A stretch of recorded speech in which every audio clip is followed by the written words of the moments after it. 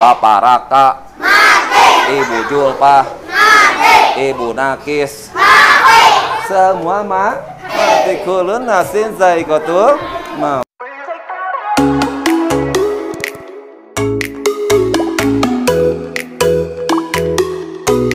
Bismillahirrahmanirrahim. Assalamualaikum warahmatullahi wabarakatuh.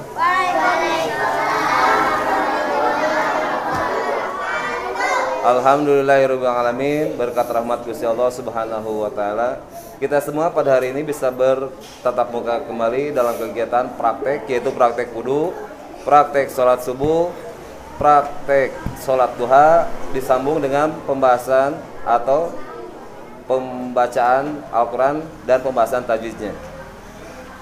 Seperti biasa, sebelum memulai kegiatan kita pada kesempatan kali ini, alangkah lebih baiknya kalau kita baca doa terlebih dahulu.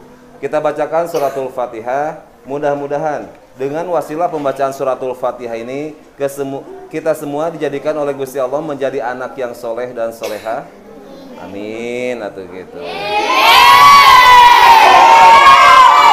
Kemudian dijadikan juga oleh Gusti Allah menjadi anak yang pintar, anak yang cerdas, anak yang jenius, anak yang dapat membanggakan kedua orang tua kita, tidak hanya di dunia tapi dapat tembus ke akhirat kelak. Amin. Bapak harapkan baca semua. A'udzubillahi minasyaitonirrajim. Bismillahirrahmanirrahim. Ila hadratin nabiyil mustafa wa syafaati rasulillahi Muhammadin sallallahu alaihi wasallam wa ala alihi wa sahbihi wa dzurriyyati wal hibatil kiram. Syai'ul lailal Fatihah. A'udzu billahi minasyaitonir rajim.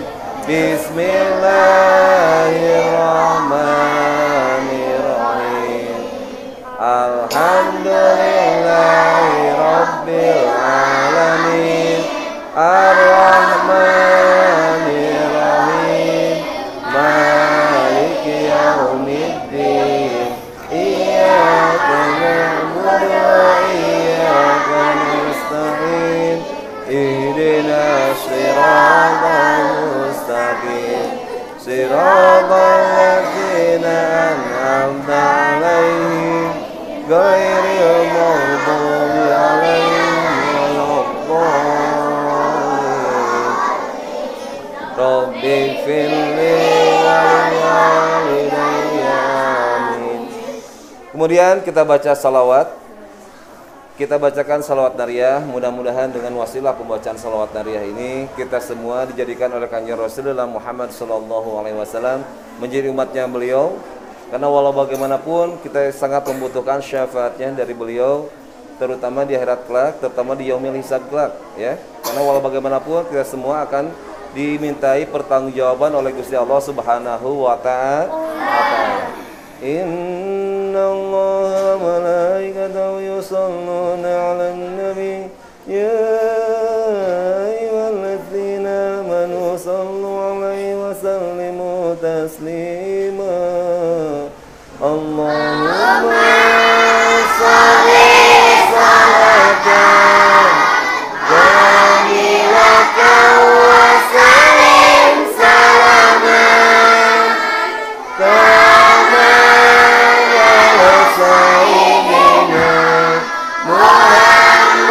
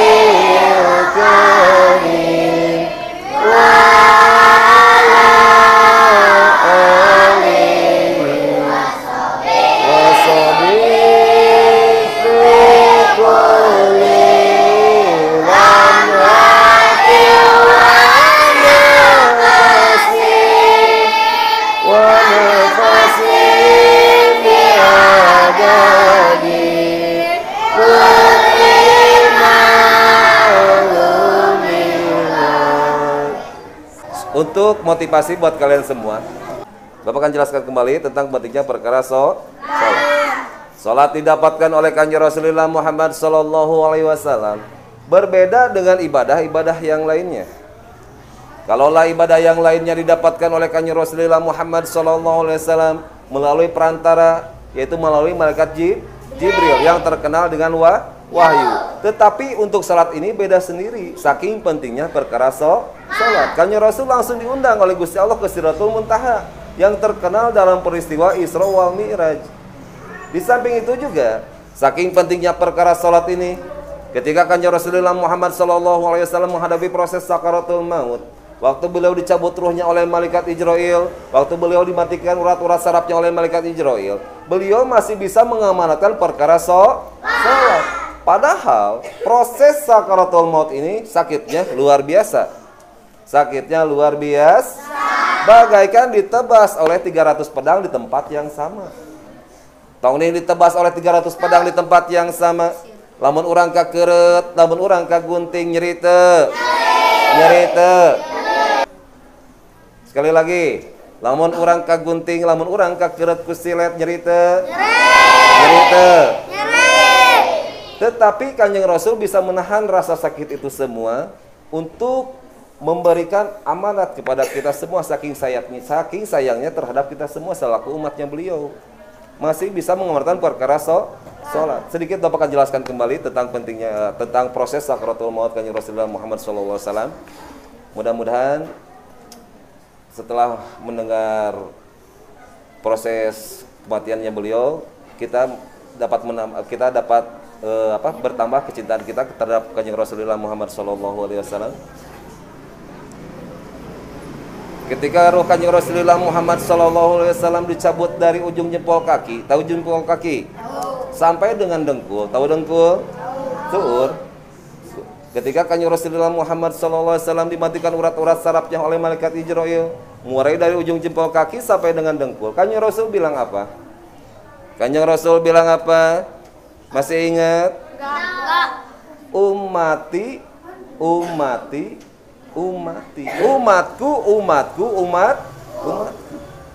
Kanjeng Rasul tidak bilang ayahanda tercintanya Kanjeng Syed Abdullah, tidak. Kanjeng Rasul pun tidak bilang ibunda tercintanya Kanjeng Siti Aminah, tidak. Bahkan Kanjeng Rasul pun tidak bilang putri tercintanya Kanjeng Siti Fatimah, tidak. Yang beliau ingat pada waktu itu, yang beliau khawatirkan pada waktu itu adalah umatnya. Secara tidak langsung Kanjeng Rasulullah berbicara, ya, secara tidak langsung Kanjeng Rasulullah berbicara, bagaimana nasib umatku setelah sepeninggal diriku. Beliau sangat mengkhawatirkan umatnya setelah dirinya tidak ada. Saking sayangnya terhadap umat. Sekarang kita, bagaimana kecintaan kita terhadap Rasulullah? Kan gitu pertanyaannya. Dicabut lagi ruh Kanjeng Rasulullah Muhammad SAW oleh malaikat Jibril, mulai dari dengkul sampai dengan pusar. Tahu pusar? Mana? Buzal, ya. Dimatikan lagi urat-urat saraf Kanjeng Rasulullah Muhammad SAW oleh malaikat Jibril, dari dengkul sampai dengan pusar. Kanjeng Rasul bilang apa? Kanjeng Rasul bilang apa? As-sholah, as-sholah, as-sholah. Sholat, sholat, sholat. Dicabut lagi ruh Kanjeng Rasulullah Muhammad SAW, mulai dari pusar sampai dengan tenggorokan. Kalau dalam bahasa kitabnya itu goroh. Kanjeng Rasul bilang apa? Kanjeng Rasul bilang apa? Alaikum bis-sholah, alaikum bis-sholah, alaikum bis-sholah. Wajib atasmu sholat, wajib atasmu sholat, wajib atasmu sholat. Kalaulah dicontohkan, contoh si Rizki.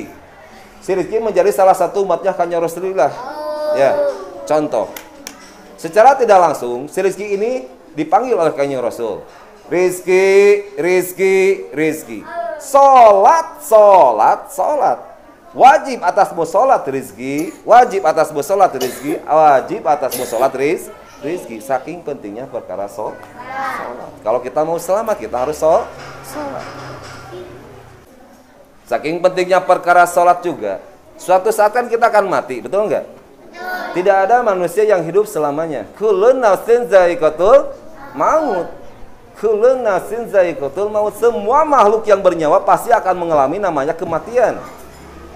Pak Presiden mati, Bapak Menteri mati, Pak Gubernur mati, Pak Bupati mati, Bapak Lurah mati, Bapak Camat mati, Bapak RT mati, Bapak RW mati, Bapak Raka mati, Ibu Julpah mati, Ibu Nakis mati. Semua mati. Kullu nafsin za'iqatul maut. Bedanya antara hewan, tumbuhan, dan manusia, kalau hewan dan tumbuhan setelah mati, tidak akan dimintai pertanggungjawaban. Tapi bedanya manusia, setelah bumi ini nanti hancur, setelah terjadinya proses kiamat, lalu manusia ini akan dibangkitkan lagi oleh Gusti Allah. Akan dibangkitkan lagi, kemudian akan digiring ke sebuah padang yang namanya padang mahsyar. Di sana akan diadili, akan dimintai pertanggungjawaban, akan dihisab. Hal yang pertama kali untuk umat Islam, yang akan ditanya adalah perkara sholat. Kalau orang kafir enggak. Ya. Untuk orang Islam itu perkara sholat. Saking pentingnya perkara sholat. Bisa dikatakan ibadah-ibadah yang lainnya itu sempurna kalau sholatnya sempurna.